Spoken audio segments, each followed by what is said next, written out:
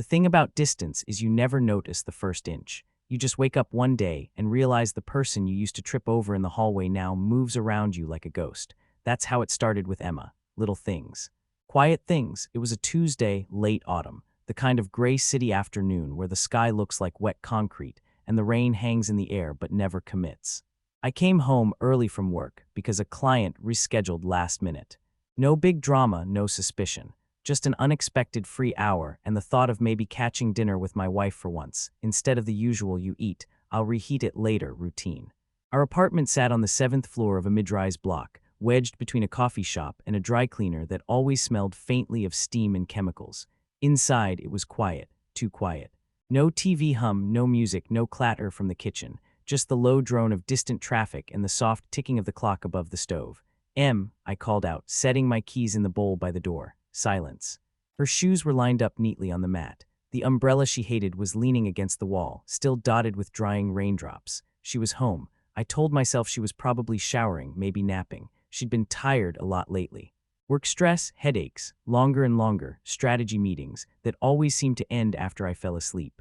I walked down the hallway, past the framed photos of us smiling in places that suddenly felt like they belonged to someone else. Paris, Lisbon, our honeymoon at the lake, where the only sound at night had been crickets and her steady breathing beside me. The bedroom door was half closed. Light slipped through the gap and stretched across the hallway floor. I pushed it open with 2 fingers. The room was empty. Bed made, throw blanket folded at the foot. Her side of the dresser was a quiet explosion of perfume bottles and small jewelry trays. Phone, not on the nightstand. I checked the bathroom. Empty too. The shower tiles were dry. A faint smell of her eucalyptus shampoo lingered in the air like a memory. My chest tightened. Nothing was wrong, I told myself. Nothing had to be wrong. But that's the thing about patterns. You notice when they're broken. For months she had been elsewhere. Her eyes still looked at me, but they never seemed to land. We ate dinner together, but her fork paused over her plate when her phone buzzed. She laughed, but never with her whole face anymore. Little fractures, barely noticeable, until you step back and realize the whole thing is split. I walked back to the living room, and that's when I saw it. Her laptop sat open on the coffee table, screen glowing. Rain beaded on the glass balcony door, the city outside smeared and soft. Her mug with a half-circle of lipstick on the rim. She never left her laptop unlocked, ever. I should have called her name again. I should have walked away, gone to the kitchen, pretended none of this felt as heavy as it did. Instead, I sat down. The cursor blinked in the middle of a message thread, his name at the top, Daniel. My stomach dropped. Just a name, I told myself, just a coworker. I scrolled. At first, I tried not to read, just quick glances, like maybe if the words hit my mind sideways they wouldn't count. There were jokes about their boss. Complaints about deadlines, then lines that leaned closer. Late-night messages with timestamps that sat in the hours when she told me she was just finishing a report or too exhausted to talk. Memes turned into personal confessions. You know that feeling when someone starts to write "we" and you realize you're not part of it? That's what it felt like. And then I saw it. Last night was everything. I can still smell your cologne on my pillow. My own hands went cold. I froze, eyes stuck to the words like they were a car crash. The next message. I wish I could wake up next to you without having to sneak around. One day, maybe. Everything inside me went quiet. Like someone had hit mute on the world. No yelling in my head. No immediate rage. Just silence. I scrolled faster. Screen grabs of hotel booking confirmations. Photos sent in the middle of days when she told me she was in workshops. Him shirtless in a mirror. Her in a dress I'd never seen her wear. The kind of dress you buy for a person who isn't your husband. The clock on the wall ticked louder. I heard the elevator ding down the hallway, footsteps approaching, keys jingling. The front door unlocking. My heart finally lurched back into motion. The door opened and she stepped in, shaking rain from her coat, cheeks flushed from the cold. She didn't see me at first. She was smiling at something on her phone, thumbs moving quickly. Then her eyes lifted and found me sitting on the sofa, her laptop open in front of me. The smile dropped off her face like someone had cut the power. For a second she just stood there, dripping rain onto the floor, grocery bag dangling from her wrist. Hey, she said, voice small, you're home early. Her gaze darted to the screen, to the messages, to me. Her pupils widened. Color drained, she went white like all the blood had rushed out of her at once. The bag slipped from her hand, apples tumbling across the floor. James, she whispered. I didn't answer. I couldn't.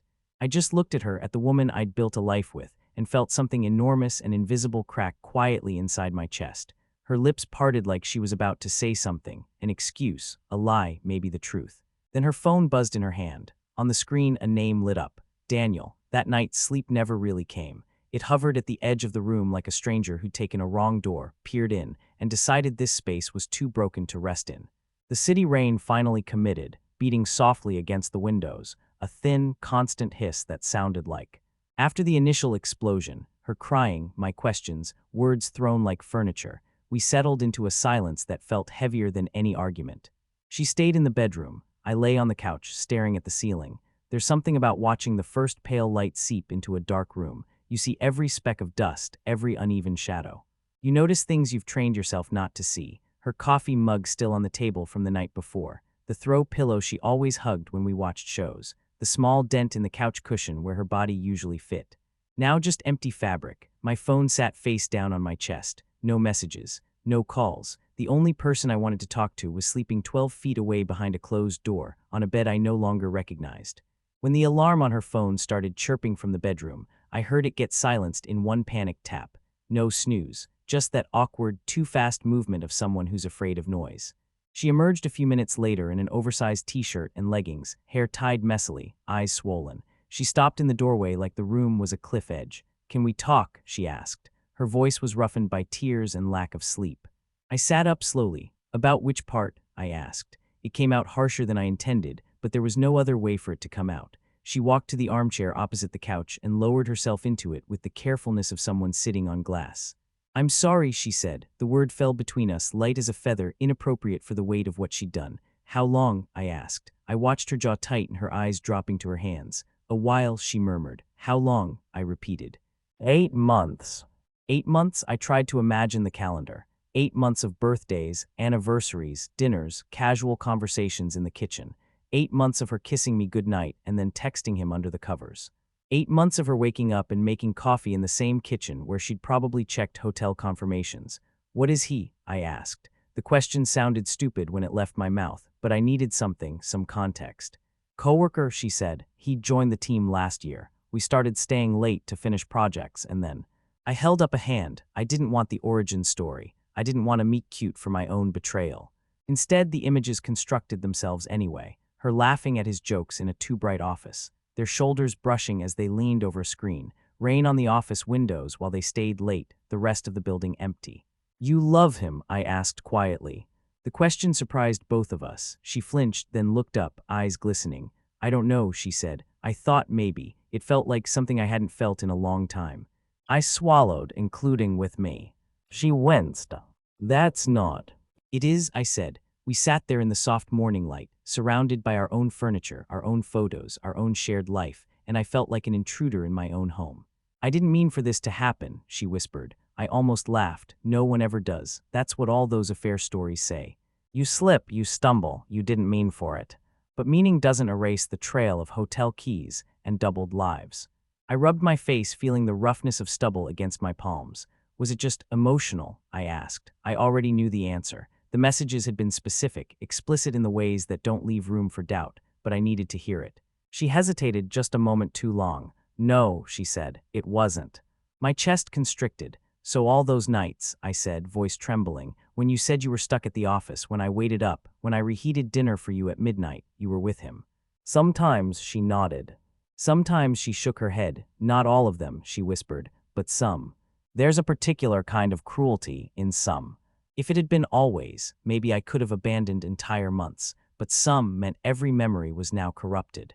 Every late-night phone vibrate, every I'm running late text, all of it questionable, all of it infected." I stood up, the room tilted slightly. "James, please," she said, standing too. "I ended it, I swear. It was over before you saw those messages. We were just talking." "Just talking," I echoed. I walked to the balcony door and looked out at the damp city. Cars crawled along the slick street below. A woman with an umbrella hurried past, head down. People out there were buying coffee, going to work, living ordinary mornings. I pressed my forehead against the cool glass. "When did you end it?" I asked. Her reflection shifted behind me. 2 weeks ago," she said. "So for 6 months," I said slowly, "you were cheating on me. Then for 2 weeks you were what? Healing." She closed her eyes, tears slid down her cheeks. "I panicked," she whispered. "I wanted to tell you, but I was afraid of losing you. I thought if I could just fix it, if I could pretend it never happened, we could go back." I turned around. "That's the thing, Em," I said. you already lost me. You just didn't notice when it happened. The words hit the air and stayed there, true, heavy. I walked past her into the bedroom and pulled a duffel bag from the closet. She appeared in the doorway like a shadow. What are you doing? She asked, voice thin. Packing, I said. For how long? I don't know. I grabbed shirts, socks, the essentials. Nothing sentimental. I left the framed photo of us at the lake on my nightstand face down. As I zipped the bag, she stepped closer. James, please, she whispered. We can go to therapy. I'll quit my job. I'll block his number. I'll do anything. I paused. Her desperation might have moved me once. Now it just sounded like someone trying to put out a fire after the house had already burned. This isn't about him, I said quietly. She blinked. What do you mean? It's about you and me, I said. About the fact that you could do this and look me in the eye every day. I slung the bag over my shoulder. Where will you go? She asked. Somewhere with less history, I said. The hallway felt narrower as I walked through it. She followed, bare feet whispering against the floor. At the door, I hesitated. Part of me expected her to block it, to grab my arm. Instead, she stopped short, fingers twisting in the hem of her shirt. Are you coming back? She asked. Her voice wavered on the last word. I opened the door to the dimly lit hallway. The smell of someone else's cooking seeped in. I looked back at her, at the apartment, at the life we'd built brick by brick, conversation by conversation. I don't know, I said. Her face crumpled, but she didn't cry out, didn't scream. That was almost worse, the quiet surrender. I stepped into the hallway and let the door close between us with a soft, final click. The sound echoed inside me, not an ending, not yet, just the collapse of what I thought was unbreakable. The first place I landed was a small rental on the other side of the city, furnished, they said, which turned out to mean a couch that smelled faintly of old takeout, a bed that squeaked if you even thought about rolling over, and a kitchen with 2 mismatched plates. It suited me, a life stripped down to essentials. No shared photos on the walls, no familiar perfume lingering in the hall, just the hum of the fridge and the distant sirens that seemed to sing every night. For weeks my days blurred, work. Walks in the rain because being outside felt less oppressive than the 4 white walls of the apartment. Coffee from the same corner cafe, where the barista eventually learned my order but never my name. Nights were the hardest. Loneliness has a schedule. It shows up around 11 p.m., settles in around midnight, and refuses to leave until the sky starts lightening. Sometimes, half asleep, I still reached for the other side of the bed and found only cold sheets. I didn't talk about it much. Friends asked where Emma was. I shrugged. We're taking some space, I said. They nodded, eyes curious but didn't push. People sense when there's a story too heavy to carry casually. I blocked Daniel's number after one angry voicemail where he tried to explain that he never meant to hurt anyone. As if intentions could unmake the damage. I unfriended Emma on social media, not as an act of war, but as a small act of self-preservation. I couldn't watch her life continue in grids and stories. Still, some nights, my fingers hovered over her profile picture, itching to tap, to look, to see if she looked as wrecked as I felt. I never did. One Friday evening, about 3 months after I left, there was a knock on my door. It was soft, hesitant, 3 taps, pause, 2 more. I knew that knock. My chest tightened. I opened the door and there she was, Emma. She looked smaller somehow. Not physically, but like someone had dimmed the light behind her eyes. Her hair was pulled back into a loose bun, damp at the edges from the drizzle outside. She held a paper bag in one hand, the other clutched to the strap of her purse. Hi, she said, just that, no drama, no opening monologue, just hi, like we were neighbors and she'd come to borrow sugar. Hey, I replied. We stared at each other for a second that stretched, then I stepped aside. You want to come in? She nodded and walked past me, eyes sweeping the small apartment. You weren't kidding, she said softly, less history. I managed a humorless half smile. What's in the bag? I asked. She looked down like she'd forgotten she was holding it. Food, she said. From that Thai place you like, the one on Oak Street. That's across town, I said. I know, she said. I's had time. She set the bag on the tiny dining table and took a breath. I'm not here to pressure you, she said. There are things I should say, things I should have said a long time ago. I leaned against the counter, arms crossed. Okay, I said, say them.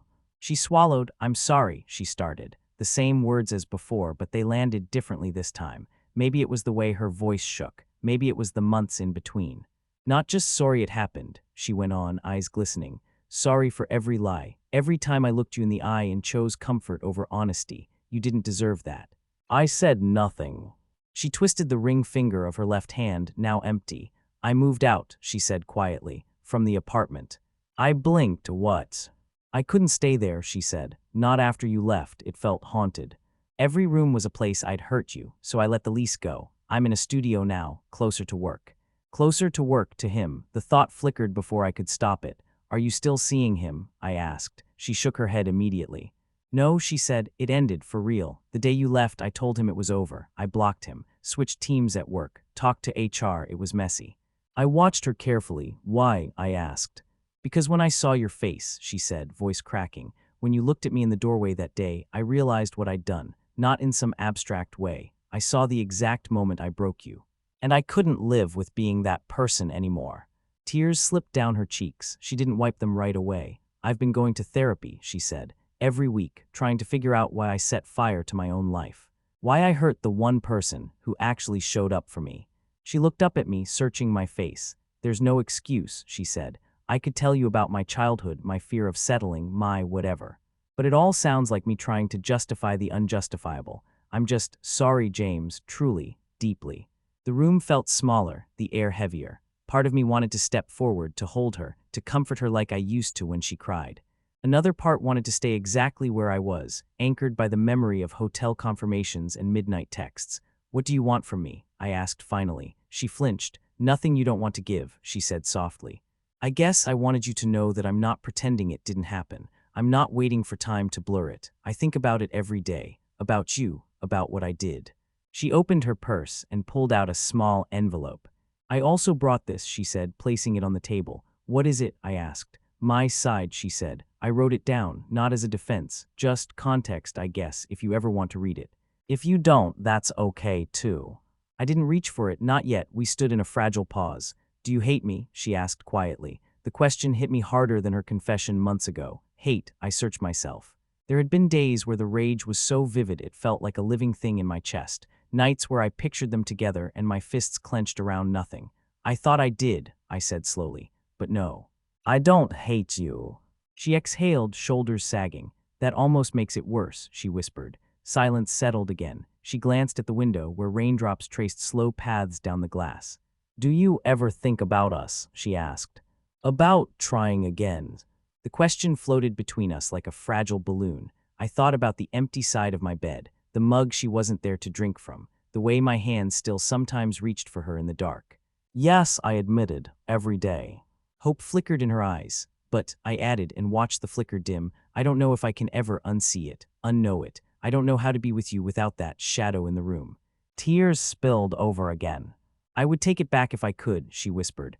I know, I said. Her gaze roamed the small apartment. No photos, she said. No space for them, I replied. She bit her lip. Can I hug you? She asked. The question was so tentative, so unlike the woman who used to wrap herself around me without thinking, that for a moment grief outweighed anger. I nodded. She stepped forward slowly, arms lifting, and slipped them around my torso like she was afraid I might disappear. Her cheek rested against my chest. I felt the warmth of her, the familiarity of her shape. My hands hovered before finally settling lightly on her back. We stood like that for a long moment. It wasn't romantic. It wasn't forgiving. It was two people standing over the ashes of something they'd both lost, holding on because letting go felt like stepping off a cliff. I love you, she whispered. The words landed differently now, not as a promise, as a confession, a regret. I know, I said quietly. I didn't say it back, not because it wasn't true, but because the kind of love I had for her had changed shape and I didn't know what to call it anymore. She pulled back, eyes rimmed red.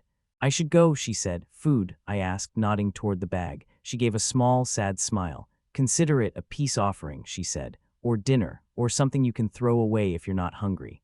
She walked to the door, hand on the knob. At the threshold, she paused and looked back. If you ever want to talk, she said, really talk, I'm here. No pressure, no expectation. I know I lost the right to ask you for anything, but I'll be here. She opened the door. In the hallway light, she looked both familiar and unreachable at the same time. Good night, James, she whispered. Good night, Em, I replied. The door clicked shut, leaving me in the dim apartment with the smell of Thai food, the rustle of rain, and an unopened envelope on the table. It happened on a Tuesday morning. Funny how the big shifts in life can arrive wrapped in such ordinary packaging. The sky was a pale, washed-out blue, the kind you only get after a night of steady rain has scrubbed the city clean.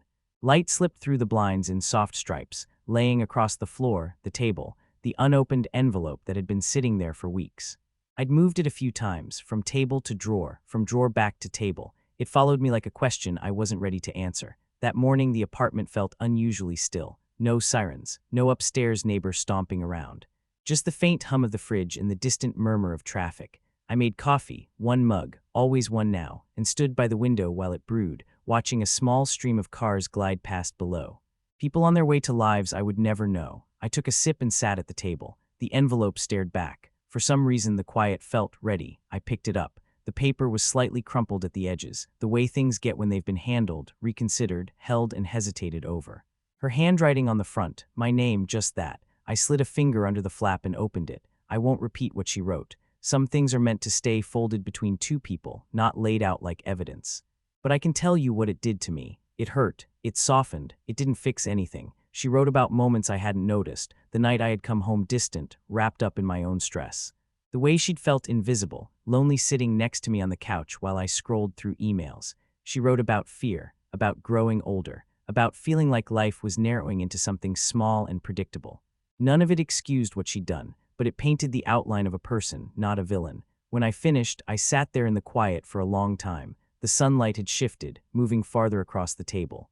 Dust motes turned lazily in the beam. I realized suddenly that I wasn't crying, not because I didn't care, because somewhere between that first night on the couch and this Tuesday morning, some of the rawness had scabbed over, not healed.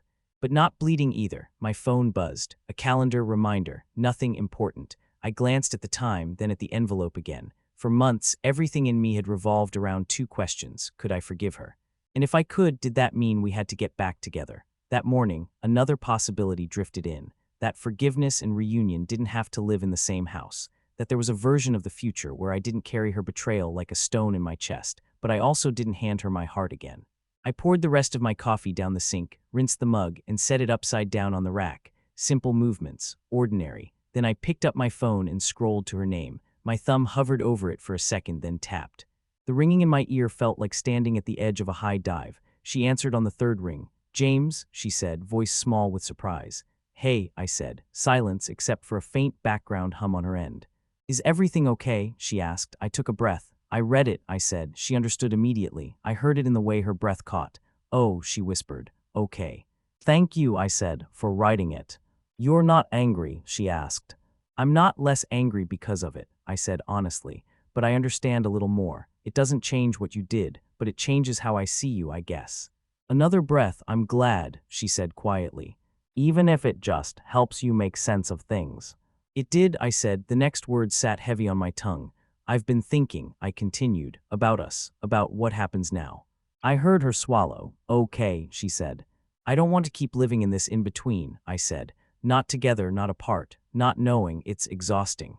"I know," she whispered. "I can forgive you," I said, surprised by how true it felt as I said it. "Not today all at once. Not like flipping a switch, but I can choose to start letting go of the anger, for me, because I don't want to carry this weight forever." A soft sound came through the line, a muffled sob. "Thank you," she managed. "You don't know what that means." "But," I said gently, "I don't think we should get back together." Silence, not the empty kind, the full kind, the kind that holds everything you're both thinking and not saying. "Okay," she said eventually. Her voice was breaking, but there was no protest in it, no bargaining. "Not because I want to punish you," I continued, "and not because I don't love you. I do, I probably always will in some way. But the way I loved you before, that version of us is gone, and I don't want to build something new on top of a lie we both know is there." I looked out the window. Morning light was brighter now, casting long shadows. "I want you to be happy," I said. "I really do. I just don't think I'm the person who can stand next to you for the rest of it, not without resenting you on the hard days. And you don't deserve to be resented forever, even if you made a terrible mistake." She sniffed. "I understand," she whispered. "I don't like it, but I understand." We both sat with that. "It doesn't erase anything we had," I said. "Those years, they were real. They mattered. They're not just prologue to a bad ending." "I know," she said. "You were the safest thing in my life, and I destroyed that. That's on me. I'll live with that." "You'll heal too," I said. "So will you," she replied. A small, sad laugh escaped me. "I hope so," I said. We talked a little longer about practicalities, legal things, logistics, but underneath all of it was a gentler current. Not lovers, not partners. Not enemies, just two people disentangling their lives with as much care as they could muster. Before we hung up, she spoke again, voice steadying.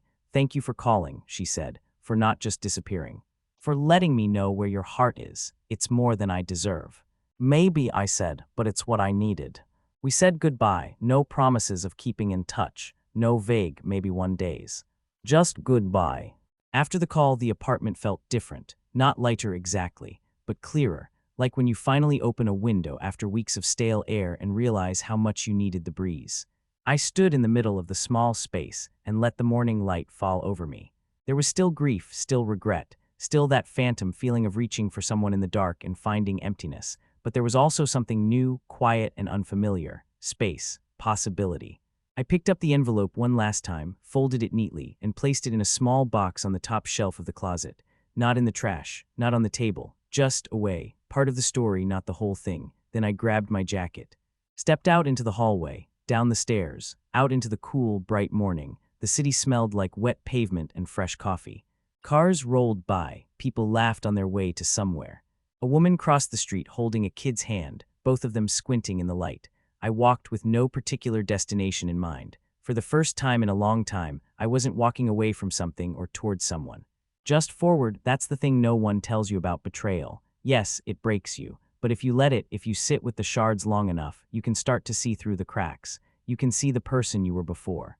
And maybe, if you're careful and a little brave, the person you could be after. I don't know exactly who that person is yet, but on that quiet Tuesday morning, under that soft, forgiving light, I finally felt ready to meet him.